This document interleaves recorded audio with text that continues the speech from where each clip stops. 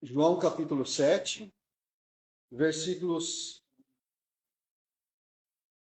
37 até o 53.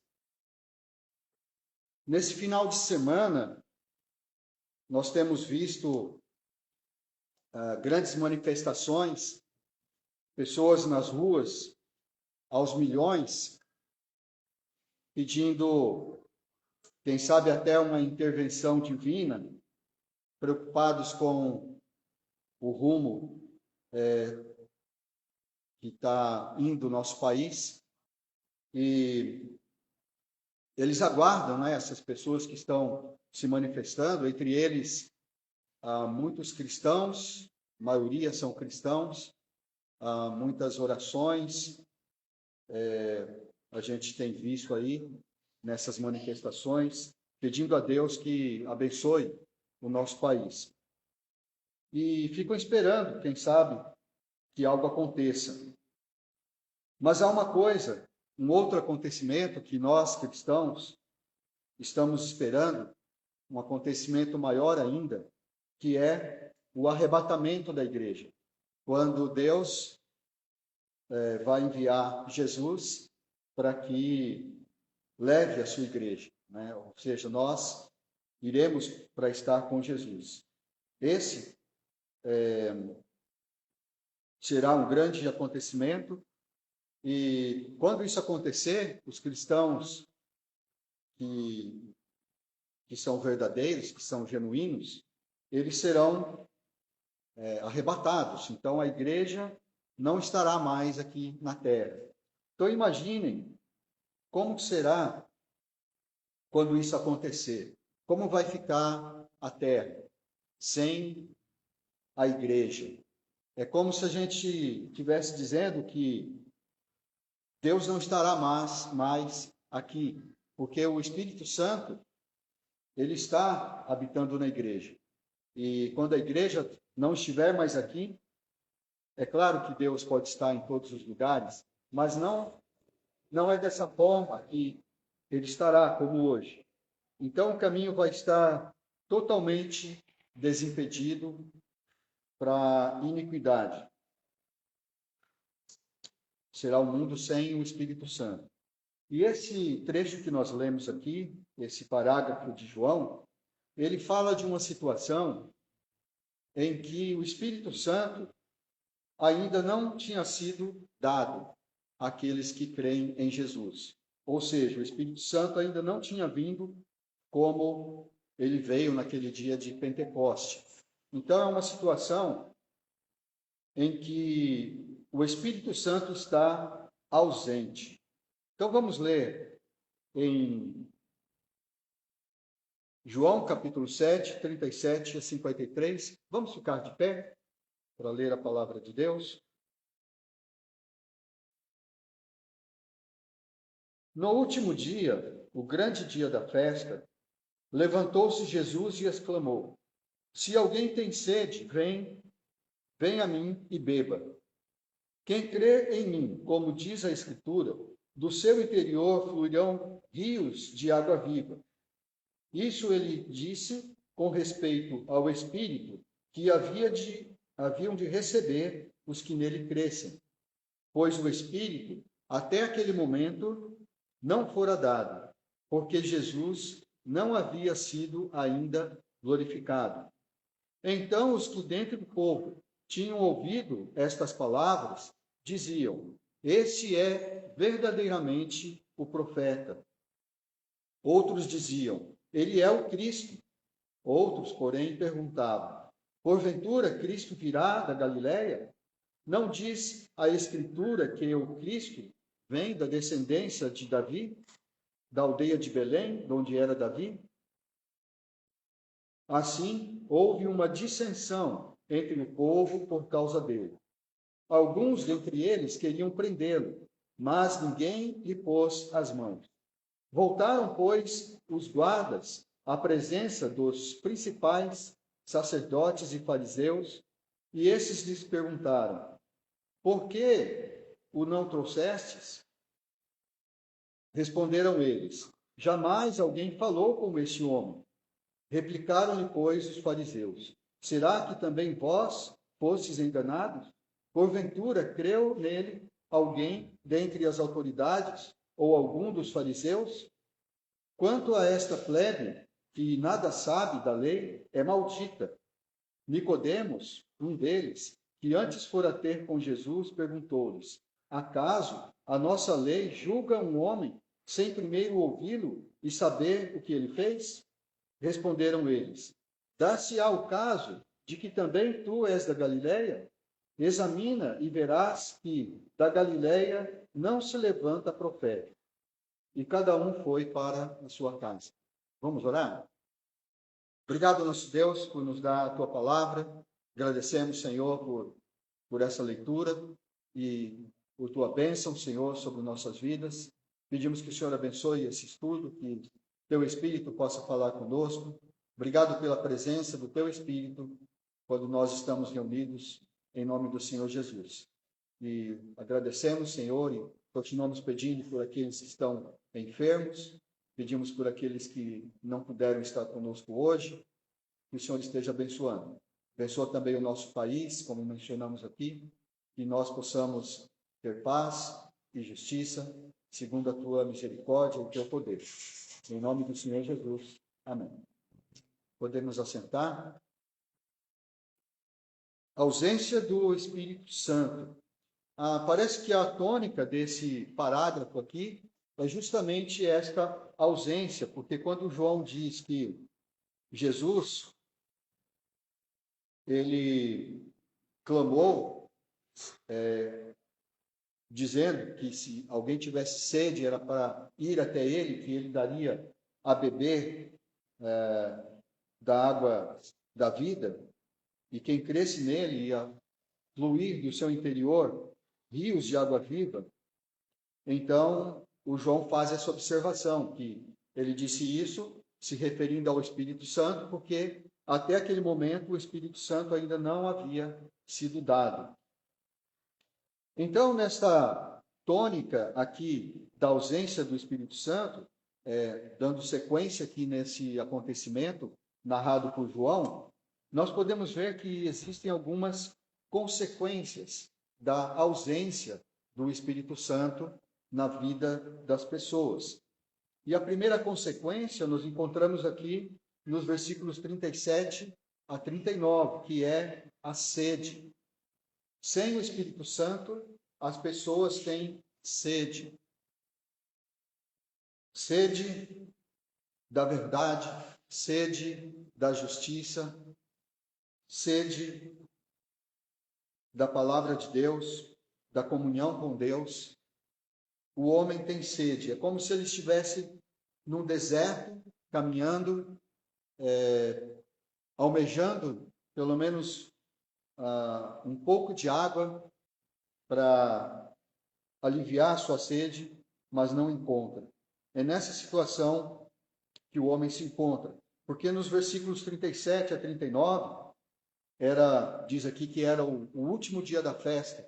Nesse dia, parece que a cerimônia ali daquela festa, nesse último dia, eles andavam ali pelo templo carregando cântaros de água. Fazia parte da cerimônia. Eles andavam carregando esses cântaros de água. E parece que foi nesse contexto, então, que Jesus se levantou. Era o último dia, era o grande dia da festa. Ele se levantou e disse: quem tem sede, vem a mim e beba. Então as pessoas, claro, acharam estranho, porque Jesus não estava com um cântaro de água para dizer isso, mas ele estava se referindo então ao Espírito Santo. E que a água que ele daria ia ser como rios de água viva fluindo do seu interior. Então, é isso que João disse, que ele estava se referindo até ao Espírito Santo que viria. Então, o homem sem o Espírito Santo, ele tem sede, ele não tem essa água. É só Jesus que pode dar esta água espiritual que vai matar a sede do ser humano. Nós lemos em Apocalipse, capítulo 7, versículo 17, que o Cordeiro de Deus que se encontra no meio do trono os apacentará e os guiará para as fontes da água da vida. E Deus lhes enxugará dos olhos toda lágrima. Então haverá esse dia em que o Cordeiro de Deus vai levar aqueles que estarão no céu para as fontes da água da vida. Então, é esta água que Jesus vai dar. E então ele vai enxugar dos olhos toda lágrima. Tudo que nós passamos aqui, todas as nossas dores, todos os sofrimentos, tudo que nos faz chorar, isso não existirá mais.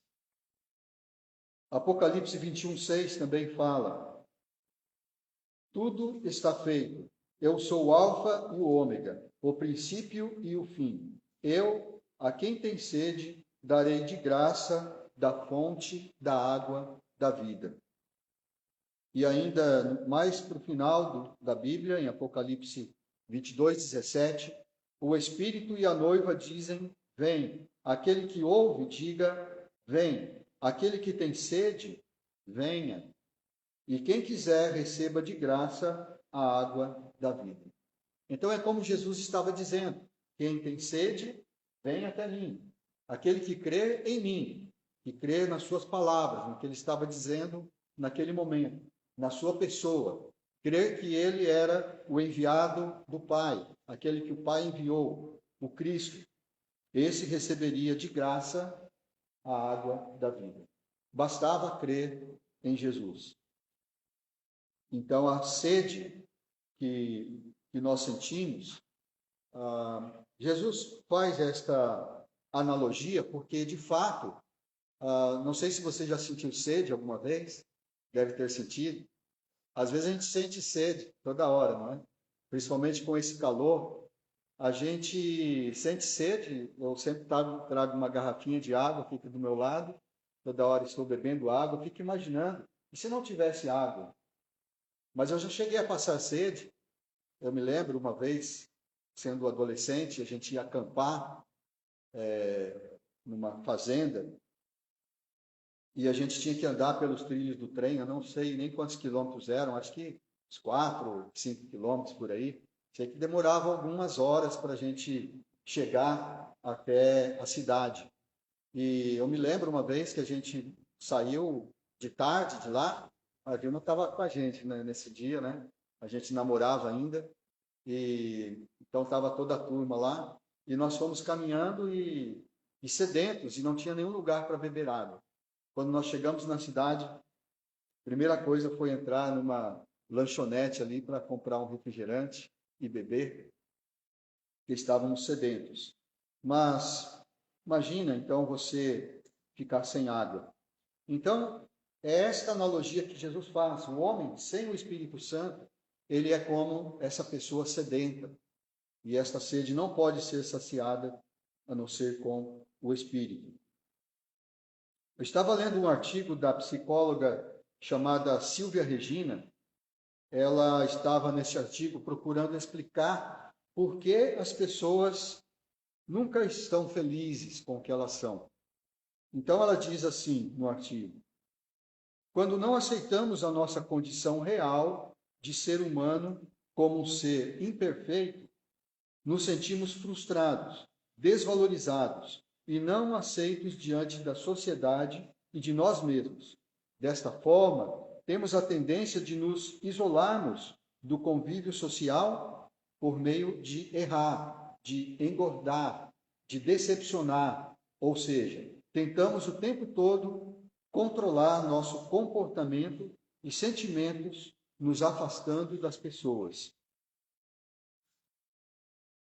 Esse acúmulo de sentimentos e comportamentos, ela continua dizendo, nos trazem uma sensação de vazio existencial que podem desencadear alguns transtornos psicológicos como depressão, ansiedade, síndrome do pânico, etc. Note que ela sugere, aqui nas suas palavras, que é necessário o reconhecimento de que nós somos seres humanos imperfeitos. Ela então diz isso, que é uma das formas de nós lidarmos com esse problema, com esse vazio existencial, nós primeiramente reconhecermos que nós somos seres humanos imperfeitos. Isso equivaleria a dizer, na terminologia bíblica, que nós somos pecadores, não é isso? Nós somos seres humanos imperfeitos, se nós formos falar de maneira bíblica. Então, é reconhecer que nós somos pecadores, que nós não alcançamos aquilo que Deus quer de nós, aquilo que Deus nos criou para sermos. Esse é o primeiro passo que nos leva à salvação, segundo um método muito utilizado de evangelização que se chama os 7 passos. Então, esse é o primeiro passo, a reconhecer que nós somos pecadores. Vocês se lembram dos outros passos? Reconhecer que nós merecemos a morte. Reconhecer que Deus me ama. E reconhecer que Cristo morreu no meu lugar. Aí foram 4 passos. Aí o 5º passo é arrepender-me dos meus pecados. Aceitar Jesus como Senhor e Salvador. E acreditar que Ele me salvou por sua graça, mediante a fé. Então, esses são os 5 passos. Se dermos esses passos, crendo de todo o coração, de fato, nós passarmos por esses passos não como uma coisa mágica, como uma coisa assim elaborada, mas isso é só para a gente se lembrar de como é esse processo de salvação. Quando nós cremos de todo o coração em Jesus, então nós vamos receber o Espírito da promessa, aquele Espírito que Deus prometeu àqueles que creem em Jesus. E é Ele que nos dá, então, a água da vida. E somente isso vai saciar a nossa sede espiritual. Ou, se a gente for usar as palavras da psicóloga, ele vai preencher o nosso vazio existencial. É só dessa forma.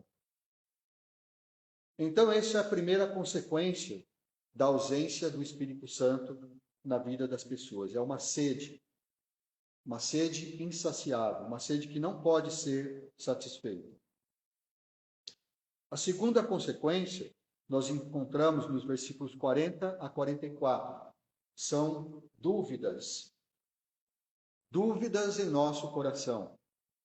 Dúvidas sobre a nossa existência, dúvidas sobre tudo, sobre o próprio Deus.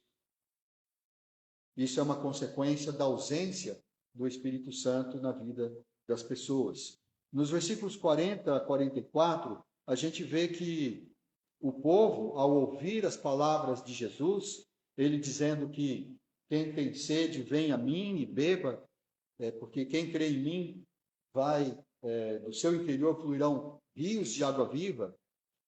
Eles começaram a comentar e falaram, esse, do jeito que ele fala, dá para ver que ele realmente é um profeta. Ou o profeta que havia de vir, aquele que foi dito por Moisés, que viria um profeta semelhante a ele. É esse profeta que eles estavam dizendo. Outros diziam, não, ele é o Cristo, ele é aquele Messias que está prometido nas Escrituras. Aí outros duvidavam e falavam, mas o Cristo não vem de Belém, ele não tem que ser da descendência de Davi. Eles nem sabiam que Jesus, de fato, era da descendência de Davi e que tinha nascido em Belém. Para eles, Cristo era aquele que veio da Galileia, porque é lá que ele morava. Eles não sabiam toda a história. Mas então eles questionavam isso. Tinham essas dúvidas.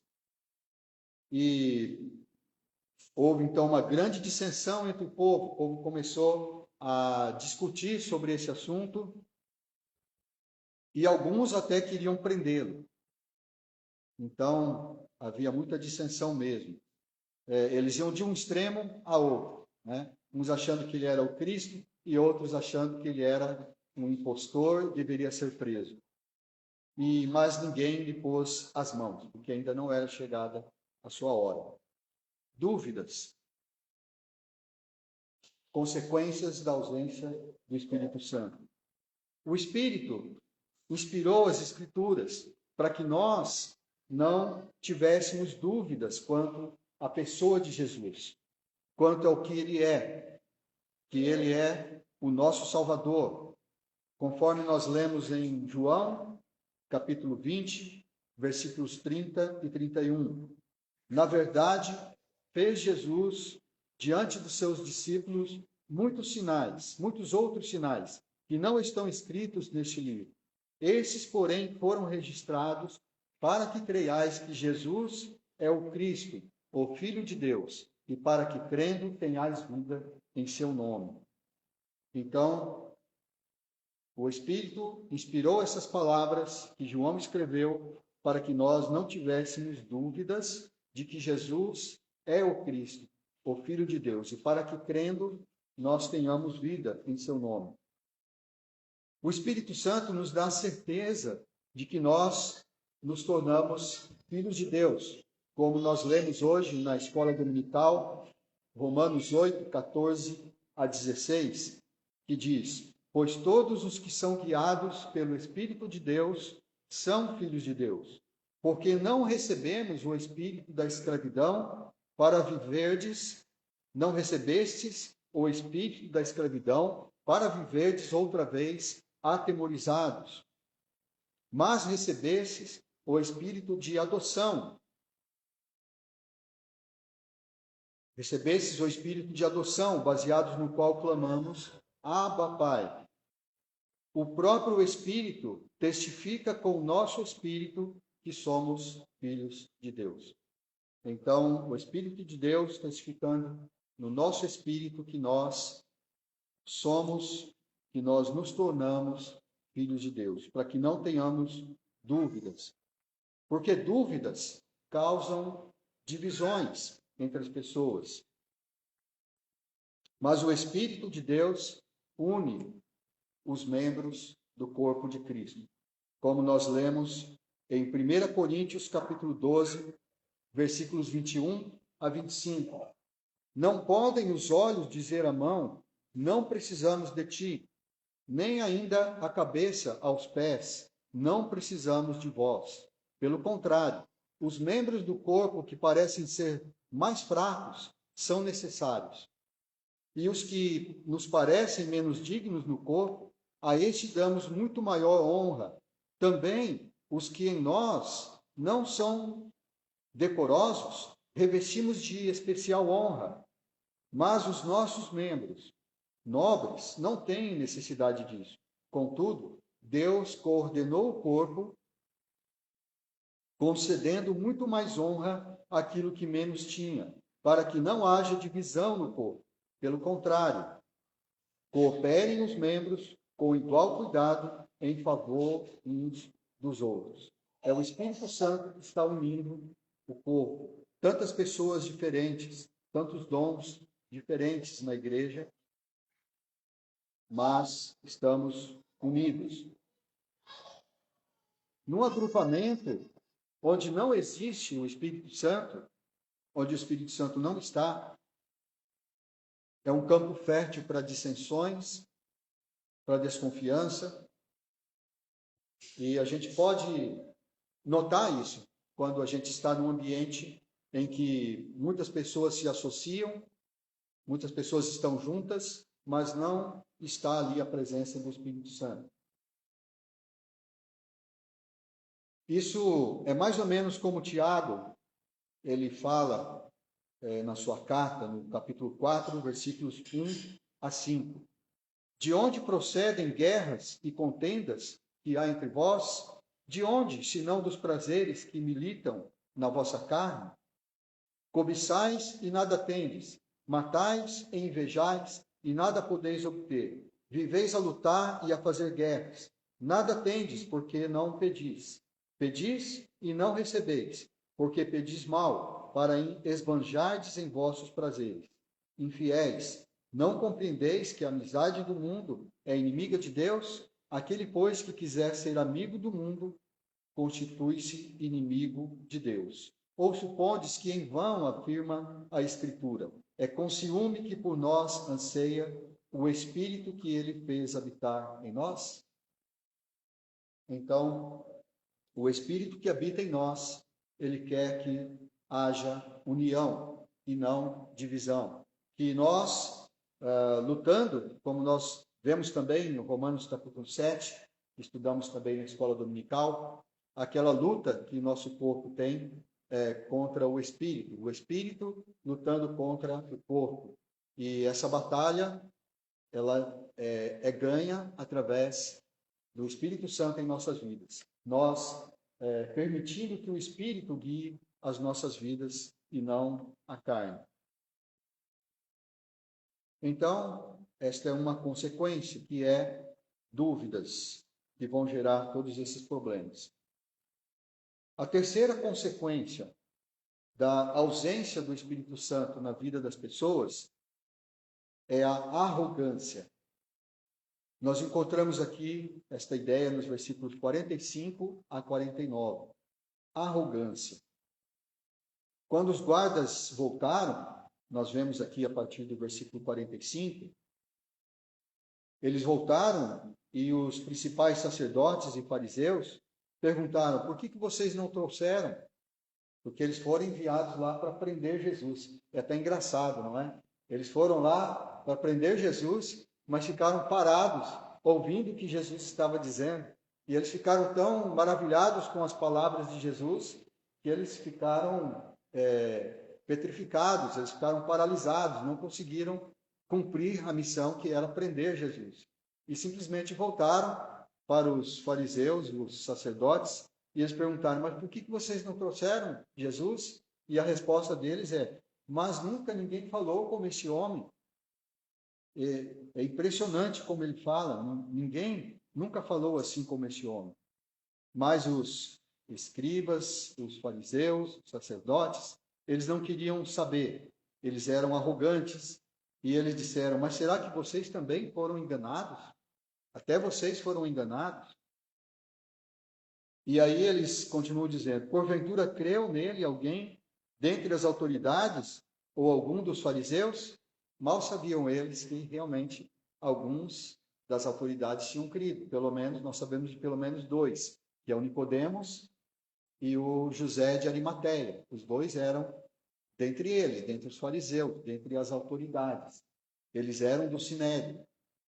E outros que não são mencionados por nome, mas a Bíblia diz que outros creram, mas eles ficavam, não divulgavam isso por causa da represália que eles iam sofrer. E aí os sacerdotes, os escribas, continuam dizendo no versículo 49, quanto a esta plebe que nada sabe da lei, é maldita. Então, eles eram arrogantes. Eles pensavam que só eles conheciam as Escrituras e que esta plebe, ou seja, a população, esse povo, né, esse povão aí, essa plebe, nada sabe, são malditos, são ignorantes. É por isso que eles estão crendo nesse homem, Jesus. Então é assim que eles pensavam.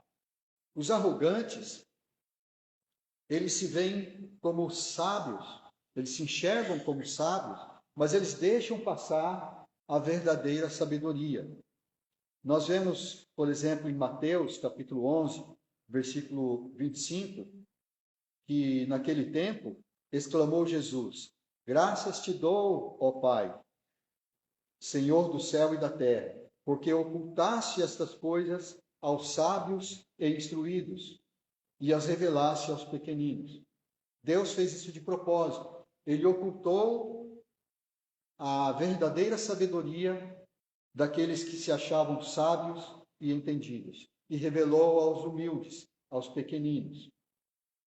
Também em Lucas 10, 21, nós lemos: naquela hora exultou Jesus no Espírito Santo e exclamou: graças te dou, ó Pai, Senhor do céu e da terra, porque ocultaste estas coisas aos sábios e instruídos e as revelaste aos pequeninos. Sim, ó Pai, porque assim foi do teu agrado.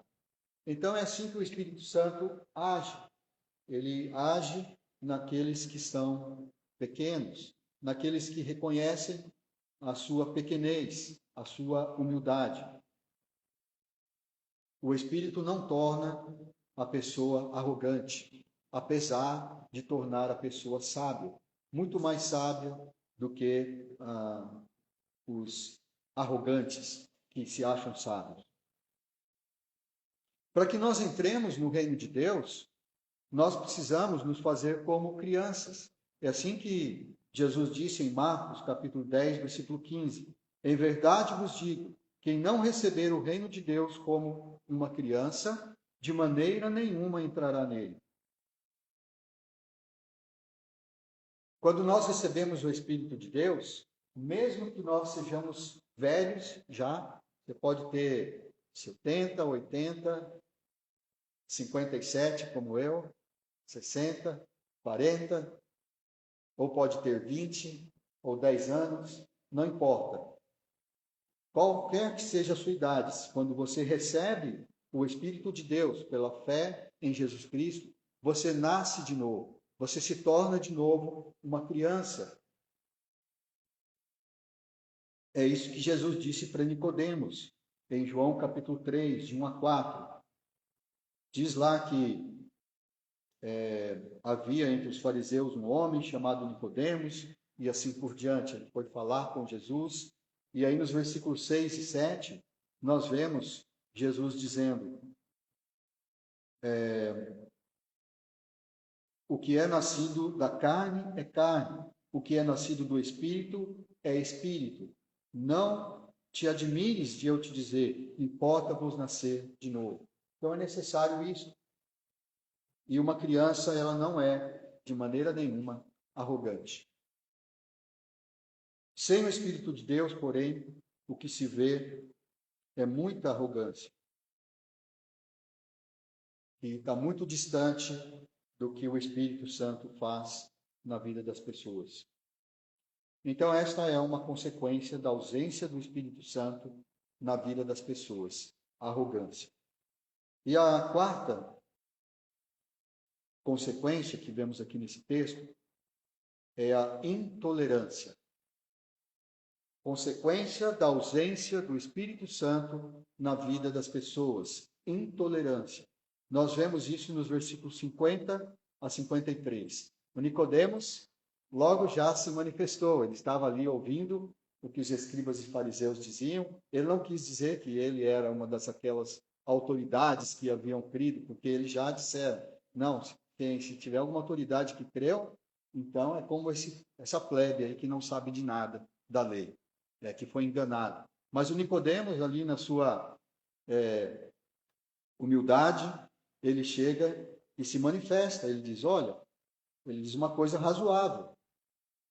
A nossa lei não pode julgar um homem sem primeiro ouvi-lo e saber o que ele fez. Então ele faz essa pergunta. A nossa lei vai julgar alguém sem ouvir, antes ouvir o que ele fez? E os outros não quiseram nem ouvir, não quiseram nem saber dessa conversa. Eles disseram, eles já foram logo ofendendo. Dar-se-á o caso que você também é da Galileia? É como se ele estivesse dizendo, como a gente costumava dizer, hoje em dia não se fala mais assim, né? Mas a gente falava, você é caipira, você veio lá do mato, você é bicho do mato, você não sabe nada, né? Você é daquela gente, você é da Zona Norte, você é daquela comunidade lá que antes a gente chamava de favela, né? Você vem daquele lugar que as pessoas são ignorantes. E é isso que ele disse para eles, você é da Galileia.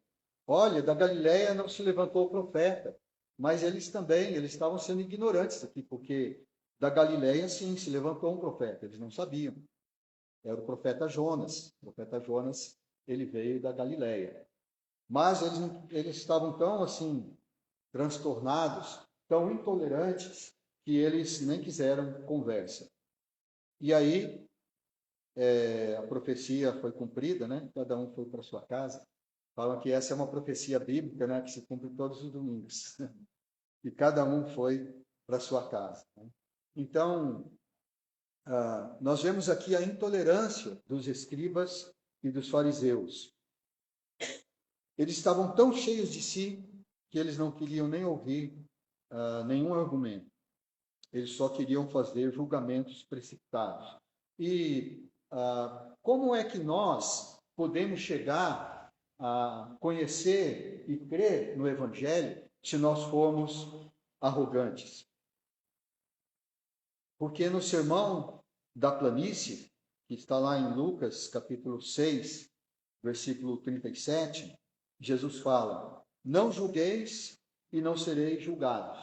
Não condeneis e não sereis condenados. Perdoai e sereis perdoados.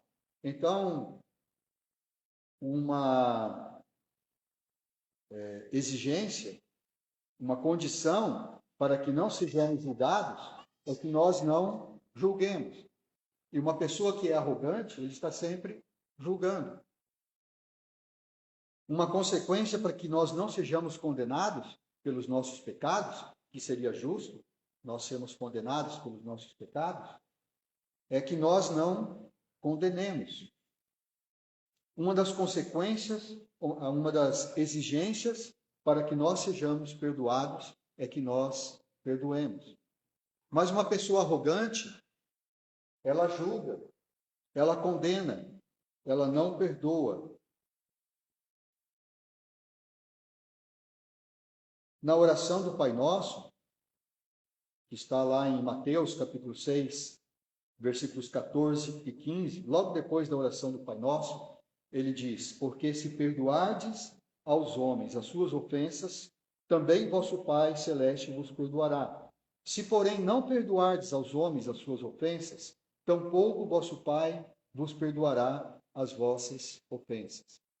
Como é que nós poderemos conhecer, receber o Evangelho, crer no Evangelho, se nós formos arrogantes? Você já tentou evangelizar alguém arrogante?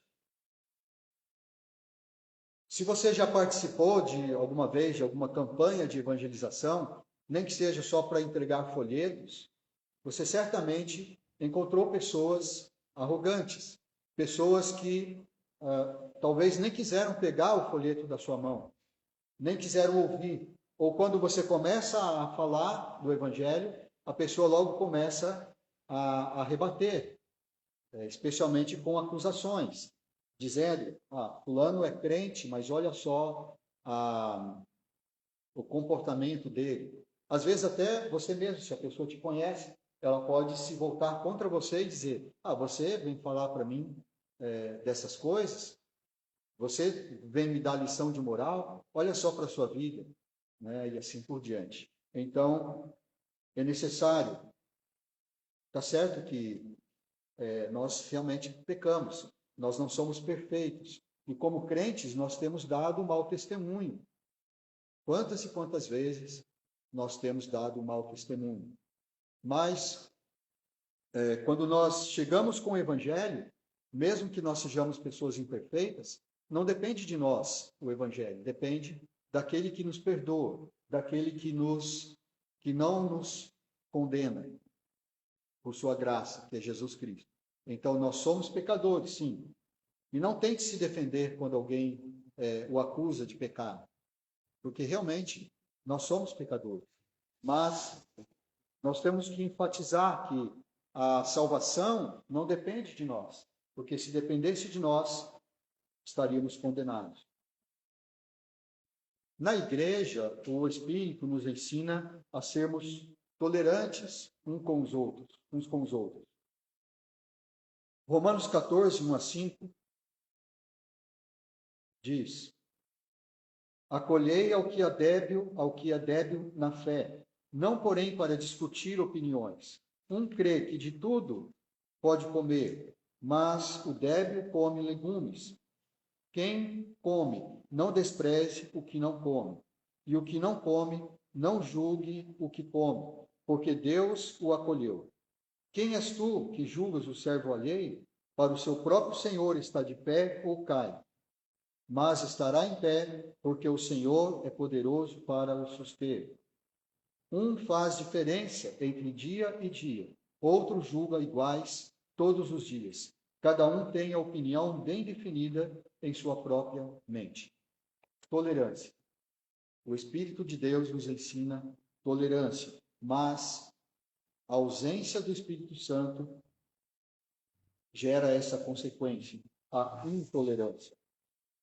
Nós devemos ser tolerantes, mesmo que às vezes nós precisemos confrontar o irmão por causa do seu pecado, como diz em Gálatas 6, de 1 a 3.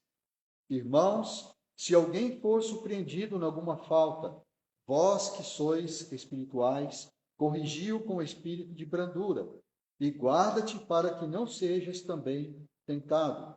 Levai as cargas uns dos outros, e assim cumprireis a lei de Cristo. Porque, se alguém julga ser alguma coisa, não sendo nada, a si mesmo se engana. Então é isso que o Espírito Santo quer que nós sejamos. Mas sem o Espírito, o que nós vemos é somente a intolerância. Então, irmãos, nós não sabemos o que ainda vai acontecer com o nosso país. Se o anseio das pessoas estão se manifestando aos milhões, vai ser atendido ou não. Mas nós sabemos que nós aguardamos um evento ainda maior, que é a volta de nosso Senhor Jesus Cristo. E quando isso acontecer, Ele vai nos libertar de todo o sofrimento. Ele vai enxugar dos nossos olhos toda lágrima. Nós sabemos que hoje o Espírito Santo está entre nós, porque desde aquele dia, no dia de Pentecostes, quando o Espírito Santo foi derramado naquelas pessoas, naqueles 120 que estavam ali reunidos, e depois em toda aquela multidão de 3.000 pessoas que creram, e depois nos outros que vieram a crer, o Espírito Santo está presente na terra de uma maneira plena, através daqueles que creem em Jesus Cristo. Então nós sabemos.